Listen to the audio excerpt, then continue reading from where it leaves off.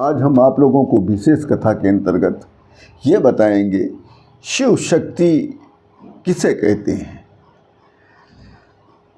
योग तंत्र के अनुसार पॉजिटिव और निगेटिव के एकीकरण को शिव शक्ति कहा जाता है। योग तंत्र में आकाश, अवकाश, नभ के बाद व्योम शब्द का भी महत्व आता है। जहाँ से अथवा जिस केंद्र से स्पंद निःसृत होते हैं उसे तंत्र और वेद, आगम और निगम भी व्योम कहते हैं। योग की भाषा में व्योम शब्द का अर्थ होता है परम पद। ब्रह्मांड का जो आदि नाद है वो ओम है। योग की भाषा में व्योम का अर्थ होता है परम पद। उसी को ब्रह्मांड के आदिनाद ओम को कहते हैं। उसी ओम का पर्यायवाची है परम तत्व। परम तत्व अथवा परम व्योम में लीन हो जाना योगी का परम पद या परम निर्वाण कहलाता है।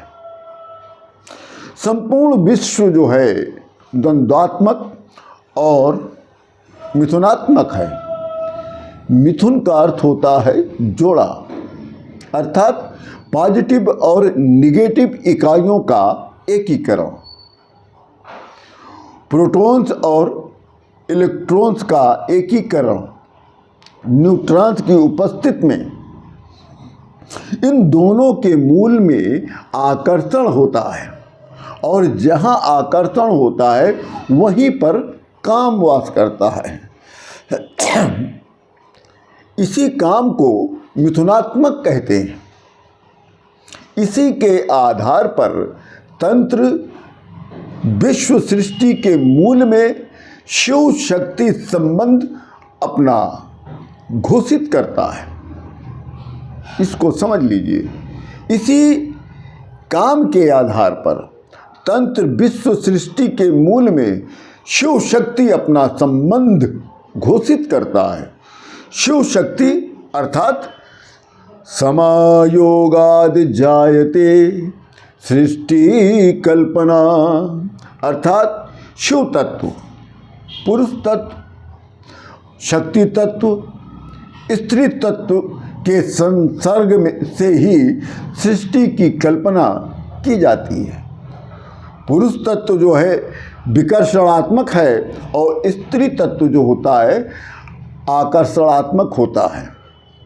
और इसी आकर्षण और विकर्षण के द्वंद्व समागम या मैथुन से जिस शक्ति का जन्म होता है उस शक्ति को काम शक्ति कहते हैं। काम शक्ति को ही आदि शक्ति कहते हैं और आदि शक्ति का जो विकास होता है वो मैथुन विषयक है, अर्थात रति या आनंद के लिए होता है। यही विश्व वासना है और विश्व वासना की जो मूर्ति है वो स्त्री होती है। तंत्र जिसे आदि शक्ति कहता है, महाशक्ति कहता है, परम शक्ति या परमेश्वरी कहता है, वह एकमात्र काम शक्ति है। वो स्त्री तत्व और पुरुष तत्व के संसर्ग में ही परिणित होता है। काम जो है संसार के सभी प्रकार के वासनाओं में मूल में वास करता है। इसी से काम को आदिदेव और कामदेव की संज्ञा प्राप्त होती है। दोनों प्रकार की मौलिक ऊर्जाओं से अमूर्त जगत से मूर्त जगत का निर्माण होता है और दृश्य जगत स्पर्श रूप रस गंध नाद आदि की मनोहरी छटा से संयुक्त अणु और परमाणु से बना है। स्थितिशील ऊर्जा की अभिव्यक्ति सूक्ष्म तत्व प्राणवायु के रूप में होती है और जिसे वैज्ञानिक ईथर कहते हैं।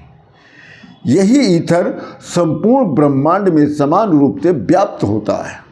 दोनों ऊर्जाओं के आकर्षण और विकर्षण के द्वंद्व के फलस्वरूप 3 प्रकार की विद्युत चुंबकीय तरंगें उत्पन्न होती हैं, जिन्हें विज्ञान इलेक्ट्रॉन, प्रोटॉन और न्यूट्रॉन कहता है। इलेक्ट्रॉन जो है ऋण विद्युत चुंबकीय तरंगें होती हैं, प्रोटॉन धन विद्युत चुंबकीय तरंगें होती हैं और न्यूट्रॉन जो होता है विद्युत विहीन चुंबकीय तरंग होती है। इन तीनों से अलग अलग 3 प्रकार की पावर फोर्स और एनर्जी मौलिक ऊर्जाओं का आविर्भाव होता है। तंत्र की सगुण उपासना भूमि में ये तीनों शक्तियां ही महासरस्वती, महाकाली और महालक्ष्मी के रूप में प्रतिष्ठित होती हैं। आगे चलकर यही तीनों महाशक्तियां क्रम से वाक शक्ति, प्राण शक्ति और मन शक्ति के रूप में प्रकट हो जाती हैं। इन्हीं तीनों के आश्रय से मानव के आंतरिक स्वरूप का गठन होता है और जीवन का निर्माण होता है। इसी को कहते हैं शिव शक्ति। पॉजिटिव और नेगेटिव का जब एकीकरण होता है वो शिव शक्ति कहलाता है।